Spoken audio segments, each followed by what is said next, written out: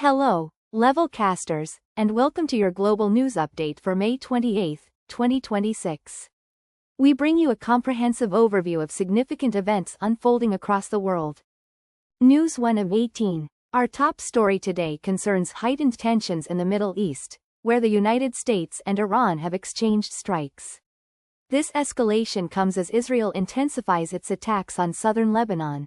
Adding to the gravity of the situation, an Israeli minister has confirmed the objective of a large-scale expulsion of Palestinians from Gaza. Furthermore, Prime Minister Netanyahu has reportedly ordered the Israeli army to seize 70% of the Gaza Strip, an action that appears to violate the current ceasefire agreement. In a related development, U.S. forces successfully shot down drones near the Strait of Hormuz, which subsequently triggered an attack on an American airbase situated in Kuwait. Human rights organizations and legal experts are gravely concerned, asserting that the stated, voluntary migration, policy for Palestinians essentially constitutes ethnic cleansing. The Israeli Prime Minister, currently facing a battle for his political survival ahead of upcoming elections, maintains that these actions are aimed at squeezing Hamas. News 2 of 18. Moving to economic news, the European Union has imposed a substantial fine on the Chinese e-commerce giant, Temu, for its failure to prevent the sale of illegal and potentially dangerous products on its platform. The European Commission's investigation concluded that shoppers on the website were very likely to encounter unsafe items. As a consequence, Temu has been hit with a hefty penalty amounting to €200 million. News 3 of 18. In an intriguing social trend from China, the traditional, 996, work culture, characterized by long hours, is prompting some urban dwellers to seek an alternative life. A farmer in Inner Mongolia, who advertised for 2 herders to manage his flock of 3,000 sheep, was reportedly inundated with applications. Among the numerous hopefuls were university graduates, factory workers, and even white-collar professionals, all drawn by the prospect of a greener pasture in a shepherd's life. News 4 of 18. Health authorities in England are reporting a significant increase in salmonella infections, reaching the highest level observed in a decade. Official figures indicate that cases remain consistently high, with 10,406 infections recorded last year. This represents a notable 26% increase compared to the infection rates seen in 2016, raising concerns among public health officials. News 5 of 18. Following 88 days of a near-total internet blackout, partial connectivity has been restored in Iran. However, initial reactions to this return of service have been far from celebratory. Reports suggest widespread anger, anxiety, and tears among the populace, with many expressing that this isn't freedom, indicating a deep dissatisfaction despite the partial restoration of online access. News 6 of 18. A new report from New Zealand highlights a fractured society, marked by increasing isolation and declining trust, which is contributing to a sense of disconnection among its citizens. Interestingly, the study found that young people under the age of 35 exhibit greater optimism regarding social cohesion and the ability to bridge differences compared to their older counterparts.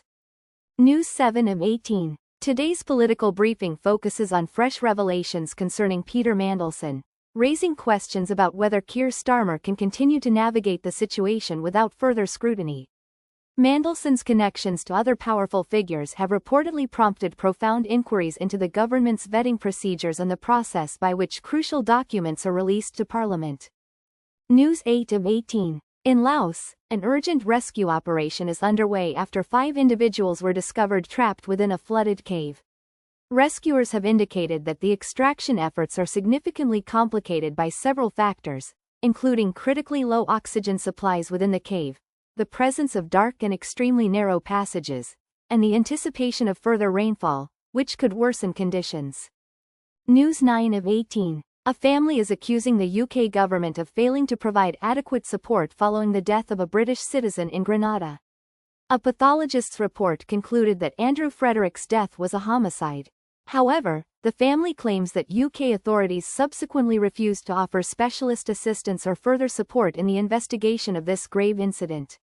News 10 of 18. Tragically, A dormitory fire at a girls' school in Kenya has claimed the lives of at least 16 students.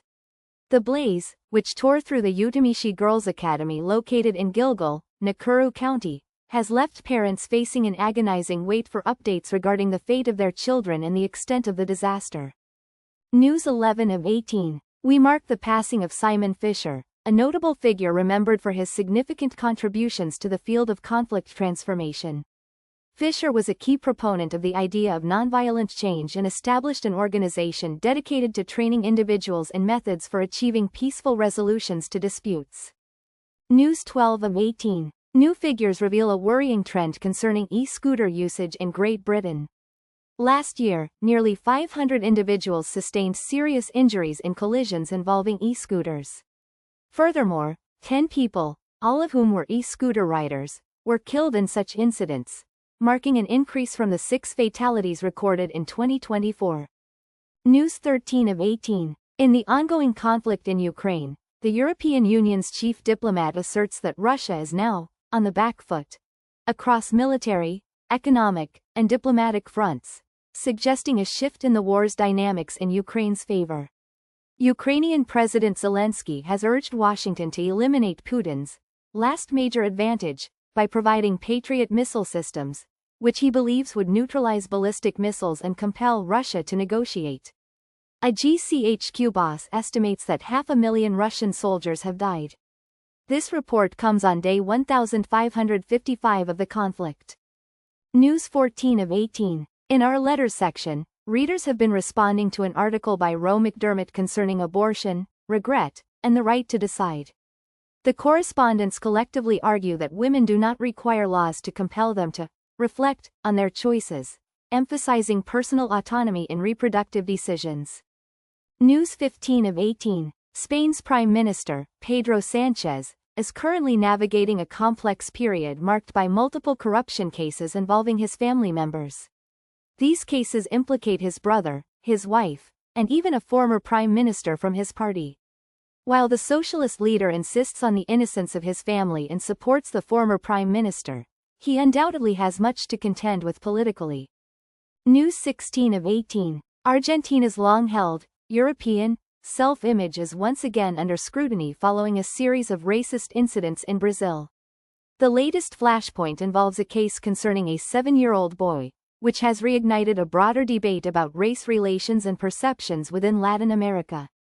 News 17 of 18. Guatemala has formally requested military cooperation from the United States to combat drug trafficking.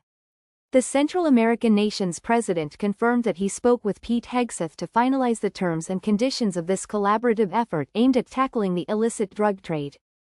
News 18 of 18. Finally, the European Union is set to discuss potential restrictions on Chinese imports. Leaders within the bloc are expressing growing concerns that a surge in these imports could lead to an economic decline similar to that experienced by U.S. Rust Belt towns, prompting fears of over-reliance and its potential adverse effects on European industries. That concludes today's Levelcast news briefing. Thank you for tuning in, and we encourage you to continue enhancing your English proficiency with Levelcast. Until next time, keep learning.